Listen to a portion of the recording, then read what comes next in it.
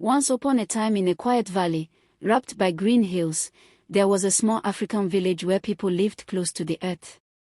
Children laughed in the dusty paths, goats wandered freely, and every evening smoke curled from cooking fires, rising like prayers into the white sky. Among the villagers lived a young woman named Lina. She was beautiful, so beautiful that travelers often stopped just to watch her pass. Her skin glowed like polished cocoa, and her smile was bright as the morning sun. But Lina's heart carried a secret weakness: she was proud. Whenever kind young men came to her home with gifts and respectful words, Lina would listen, smile politely, and shake her head. "He is kind," she would whisper to herself, "but not handsome enough." Her mother, Mama Sod, watched with worry. She would sit beside Lina at dusk, weaving baskets as the shadows grew long. "My daughter," Mama Sod would say, "beauty is like a river. One day it shines, another day it dries. Look for a man with a good heart. That is what lasts." But Lina only laughed softly. "Mama, I deserve someone special. I will know him when I see him." One warm evening, as the sun slipped behind the hills, Lina walked alone to gather firewood. The forest edge was golden with late light, and a cool breeze stirred the tall grass. Suddenly, she felt eyes on her. From between the trees stepped a man unlike any she had ever seen. He was tall and graceful, wearing clothes that shimmered like mist in sunlight. His smile made the air around him feel warm. "Good evening, Lina," he said, his voice smooth as honey. Lina's heart jumped. "Do I know you?" she asked. "Not yet," the stranger replied, bowing slightly. "But I have searched the earth for you. I am the one meant to be your husband." Lina stared, dazzled. Here, at last, was the perfection she had imagined. He offered his hand. Without thinking, she placed hers in his cool palm. He led her into the forest. As they walked, the trees grew closer together. The soft orange light faded until everything was washed in silver. "Where is your village?" Lina asked, brushing a branch aside. "Just beyond the river," the man answered with a quiet smile. "My home waits on the other side." They walked on until they reached a broad river blanketed in mist. The water lay still, as if the world itself was holding its breath. A small wooden boat waited at the bank. The man guided Lina inside and stepped after her. That was when she noticed, his feet hardly disturbed the water. A cold shiver ran down her spine. She wrapped her fingers around the leather cord on her neck, a keepsake from her late father.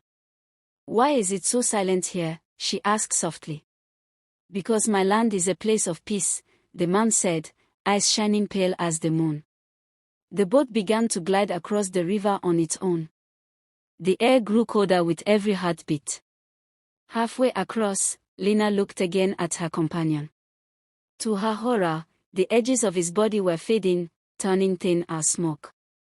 The handsome face she had admired stretched unnaturally, the smile twisting wider than any human smile should. Where eyes had been, two dark hollows glowed faintly. A whisper stirred inside Lina's heart, a voice as gentle as a breeze. "Turn back, my child." It sounded like her father's voice, warm and strong. The leather cord against her skin grew hot, as if alive. Lina gasped. "Who are you?" she demanded, voice trembling. The man's form flickered, then hardened into a grinning skull, empty sockets burning with cold fire. "I am the one who waits beyond," he hissed, voice now sharp and echoing. "You came willingly. You are mine." Fear flooded her, but love for her mother, for the laughter of the village, for the life she had yet to live, rose higher. "No," she shouted. "I choose life." Gathering every ounce of strength, Lina leapt from the boat into the icy river. The water closed around her like a fist, dragging her down. She kicked hard, lungs screaming, fighting toward the faint glow of the shore. Behind her, the ghost let out a furious howl.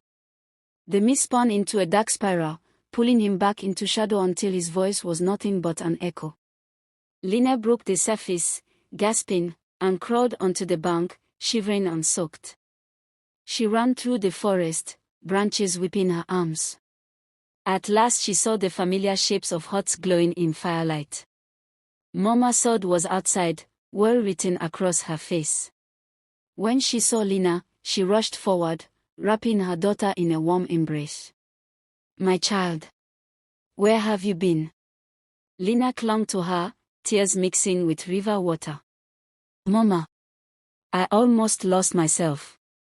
I followed a man, but he was not a man at all." Mama Sod held her tighter, rocking gently. "You are safe now. The ancestors brought you back." That night, wrapped in dry cloth by the fire, Lina stared at the flames. She thought of the stranger's empty eyes and the cold river that nearly kept her forever. She understood something deep and clear: a pretty face can hide danger. True love is found in kindness, in safety, in the warmth of someone who wants you to live. From that day, Lina listened when her mother spoke. She laughed again, but her laughter carried wisdom. And when suitors came, she looked beyond handsome smiles to see the heart inside. And so the story travels from mouth to mouth, reminding us: be careful with sweet words and lovely faces. Look deeper, for not every shining smile belongs to the living.